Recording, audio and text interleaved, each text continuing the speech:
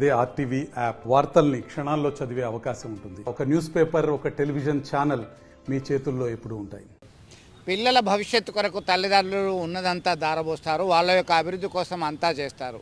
అయితే వృద్ధాప్యంలోకి వచ్చి చిగురుటాకుల్లా అయిన తర్వాత కాదు పొమ్మంటారు, నీవు నాకు అక్కర్లేదంటారు. అలాంటి దయనీయ స్థితి ఈ వృద్ధుంది ఉంది. ప్రస్తుతం ఘర్షకుర్తి ప్రాంతానికి చెందినటువంటి వృద్ధుడు మన జిల్లా కలెక్టర్ కార్యాలయానికి వచ్చారు. న్యాయం చేయాలని కోరుతున్నారు. అసలు ఎందుకు వచ్చారు, ఏం న్యాయం కావాలి, వారిని అడిగి మనం మరింత సమాచారం తెలుసుకుందాం. తర్వాత ఏం పేరు, మీ పేరు ఏంటి, అసలు నువ్వు కలెక్టరేట్కి ఎందుకు వచ్చిండ్రు, ఏంది పరిస్థితి? అయ్యా నా పేరు లక్ష్మీరాజం, మా ఇంటి పేరు వేములవాడ, మాది గరిసకుర్తి, మండలం గంగాధర, జిల్లా కరీంనగర్. అయితే నాకు ఇక ఆస్తి మొత్తం తీసుకున్నారు, అన్నం పెడతానన్నారు, బుధులకి ఇచ్చి. ఎవరు తీసుకున్నారు ఆస్తి? ఎంత ఆస్తి తీసుకున్నారు? నాకు 10 ఎకరాలు, 12 ఎకరాలకు 2 ఎకరాలు అమ్ముకున్నాం. ఇక 10 ఎకరాలు అయితే ఇద్దరు కొడుకులకు 4 ఎకరాలు, ఒక కరెంటు, 2 బంగ్లాలు. మళ్ళీ నా పాసిళ్ళు తీసుకున్నారు. ఇంటికాడ 5-6 గుంటలు జాగా ఉన్నది, అది తీసుకున్నారు. గెట్ అవుట్ వెళ్ళగొట్టి. అంటే చూస్తలేరా, నేను బాగా చూస్తలేరు, నీకు తిండి రెగ్యులర్గా అన్నం పెడుతూ అంటే పెడతలేరా? తిని పనికి పోయారు. ఇక నన్ను ఏం చూస్తారే, పొద్దుగా ఎనిమిది అయిందంటే వాళ్ళే ఉడికనం పెట్టమని ఎస్ఐ చెప్పారు. ఇందులో అన్ని అంటే మీరు పోలీసుల దగ్గర కూడా పోయినరా? ఎస్ఐ ఉన్నది నంబర్. పోలీసులు ఏమని చెప్పిన వాళ్ళని పిలిచి? అదే కాగితం రాసిరంటే రాసి ఇచ్చిండ్రు, సంతకం పెట్టారు, డిపార్ట్మెంట్ ముద్ర పెట్టారు. ఎస్ఐ ఉండే రామిరెడ్డి అని, ఆయన ఏమన్నాడు అంటే, అరే మళ్ళీ మీ పెద్ద మనిషి అన్నం పెడతాడు, ఇళ్ళకి వస్తే మీ ముగ్గురు ఫోటోలు తీసుకుంటా, ఇప్పుడు జైలర్ పంపుతానని ముగ్గురు ఫోటోలు తీసుకున్నాడు. ఇప్పుడు అవి జైలర్కి అక్కడనే ఉన్నాయి. ఆయనే రిటైర్డ్ అయ్యిండు. ఇప్పుడు కలెక్టరేట్ దగ్గరికి ఎందుకు వచ్చిన? మళ్ళీ ఈ పోలీసులు చెప్తే కూడా వింటలేరు వాళ్ళు? వింటలేరు. ఏమంటారు? ఆయనతో నువ్వేం చేస్తావు చేసుకోపో. ఒక్కొక్కసారి కాదు సార్, ఒక 4 సార్లు వచ్చినా పోలీస్ స్టేషన్. ఇప్పుడు ఏంది కలెక్టర్కి ఏమని దరఖాస్తు చేసుకున్నారు, మీకు ఏం కావాలనుకుంటారు? అయ్యా నాకు ఇద్దరు రైతు బంధు పైసలు నాకు ఇవ్వాలి. వాళ్ళ పేరు మీద జాగా ఉన్నది కదా, నీ పేరు మీద ఎట్లా పడుతుంది? వాళ్ళ బ్యాంకులో అన్నాడు, నీకు ఎంత కావాలంటే, అయ్యా నాకు సరిగ్గా 5,000 రూపాయలు కావాలి, సరిపోతుంది అని చెప్పానంటే, ఇంకా నీకు ఏది అవసరం లేదా అంటే, మరి అయ్యా నాకు ఉండటానికి ఇల్లే లేపాయి, అంతా వాళ్ళే తీసుకున్నారు, మరి నేను ఎక్కడ బతకాలి అని అంటే, నీకు ఇల్లు లేదా? ఇల్లు ఎక్కడ? ఇల్లు అంత మొత్తం రాసుకున్నారు, వాళ్ళే రిజిస్ట్రేషన్ చేసుకున్నారు. మంచిగా చేస్తామంటే నేను సంతకం పెట్టిన గంతే. ఇక ఇప్పుడు 6 నెలలే బయటనే ఉంటున్నా, ఏం చేయాలి? ఇక కోడళ్ళ దగ్గరికి పోతే, అన్నం టైంకి పోతే వాళ్ళు ఏమంటారు, ఇగో బాగా ఎగిరితే పడుతున్నావు, రాత్రి అన్నం ఉన్నది తింటావా అని ఇట్లా అంటారు. మళ్ళా మరి పొద్దుగంటే ఏమైనా రాత్రి నిన్నటి ముచ్చట 9 గంటలకు ఇంత అన్నం సరైన తెచ్చిండ్రు, సరైన పెట్టిర్రు, టమాటా కూర వేసారు. ఇది మరి అది సరైన ఉడక అంటే హీటర్ మీద పెడతారు, సరైన గరం అవుతుంది. ఇక మా కొడుకు ఏం చేసిండు, పట్టుకొని వచ్చిండు, ఆయన నెంబడి ఇద్దరు పట్టుకొచ్చి ఇది ఉడకదా చల్ల చూడాలంటే, అప్పటికప్పుడు ఏళ్ళు పెడితే ఉడకాలి వేడే ఉంది అని చెప్పాక మళ్ళీ మావాడు వెళ్ళిపోయాక అదే మనిషిని నేను పిలిపించిన. నేను ఇన్నేళ్ళున్నా ఉడికల్లో చల్లగా నాకు తెలియదా అని చెప్పానంటే, ఇగో అంటే మీరు మొత్తానికి మిమ్మల్ని మంచిగా చూసుకుంటలేరు, కోడళ్ళు కొడుకులు అని అంటారా? మొత్తానికే లేదు. తిన్నవని వాళ్ళు అడిగారు, తిన్నవని వీళ్ళు అడిగారు. నాకు 2,000 పెంచిన వస్తుంది.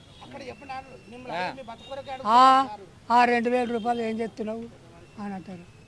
మరి నేనైతే మందు, మాకు కళ్ళు సరాయి ఏ దాగా, నేను బ్రహ్మంగారి శిష్యుడిని. మరి అయ్యా మరి ఏం చెప్తున్నా అంటే, రోజుకు 4 మాటల 3 మాటల ఛాయలు తాగుతా, ఎప్పుడైనా తినబుద్ధి అయితే టిఫిన్ తింటా, అంతే. అది ఆడికాడికి అయిపోతాయి.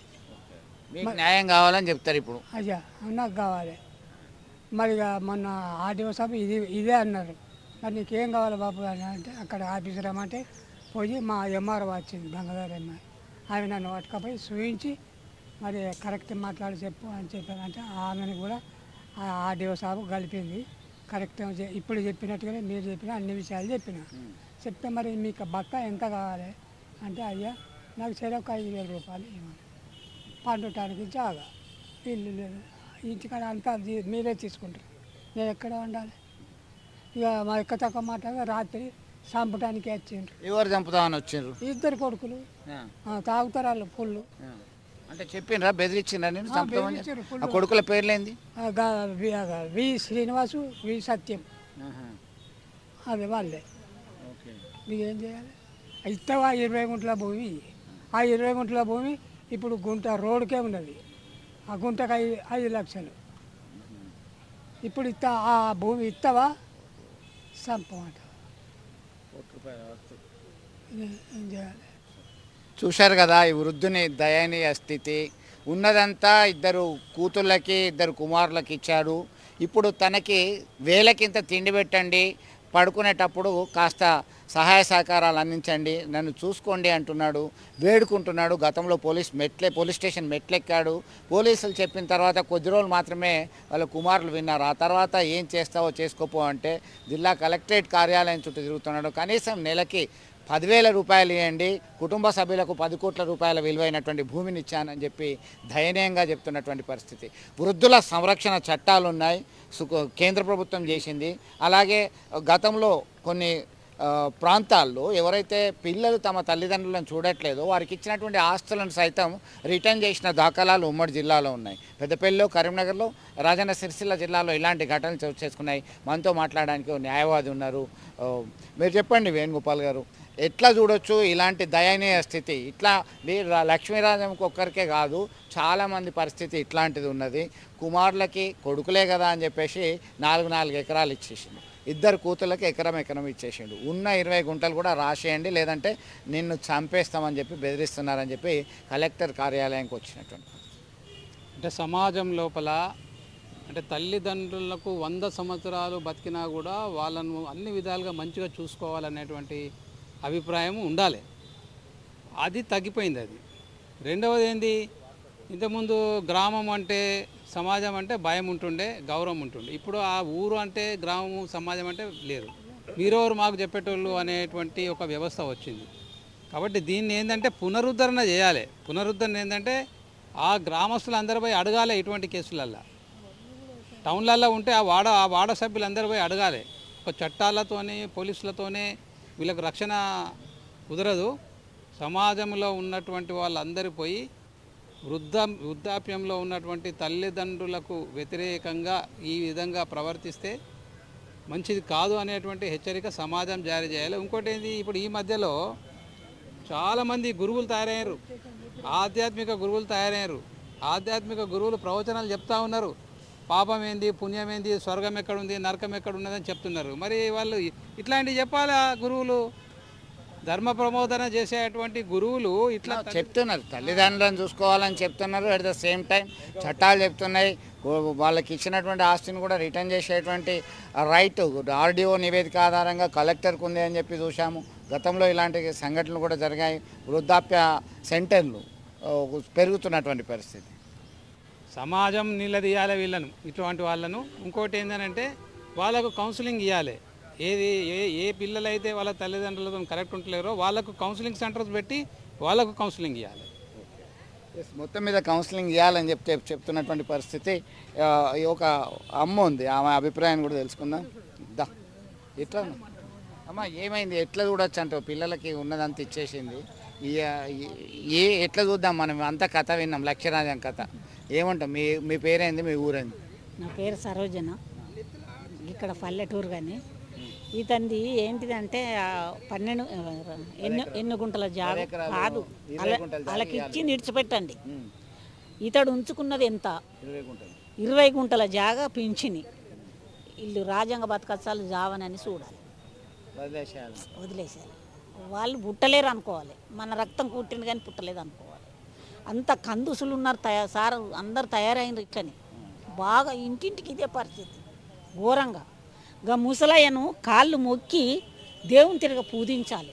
గంత ఆస్తి ఇచ్చిండంటే ఏంది, కోట్ల ఆస్తి సార్. మామూలు అనుకుంటారా? 10 ఎకరాలు బిడ్డలకి ఇచ్చిండు న్యాయంగా. ఇప్పుడు జనరేషన్ చేయబట్టి ఇప్పుడు ధర్మంగా ఉన్నాడు ఆ తాత, బాగా మంచిగా ఉన్నాడు, నీట్గా. మంచిగా ఉన్నారు సార్. మీకు నమస్కారం. మీకు నమస్కారం. సో మొత్తం మీద చూశారు కదా, ఇలాంటి దయనీయ పరిస్థితి అనుభవిస్తున్నటువంటి వృద్ధులకి అండగా సభ్య సమాజం ఉండాల్సినటువంటి అవసరం ఎంతైనా ఉంది. ఇలాంటి వారి యొక్క దయనీయ స్థితి చూస్తే హృదయాలు చెలించిపోతున్నటువంటి పరిస్థితి మనం గమనించవచ్చు. విడిజల్ని సుమంత్తో కలిసి చంద్రశేఖర్, RTV, కరీంనగర్ నుండి. మరిన్ని వీడియోస్ కోసం ఛానల్ ని సబ్స్క్రైబ్ చేయండి. లేటెస్ట్ అప్డేట్స్ కోసం వాట్సాప్ ఛానల్ ని ఫాలో చేయండి. అండ్ లింక్ డిస్క్రిప్షన్ లో ఉంది.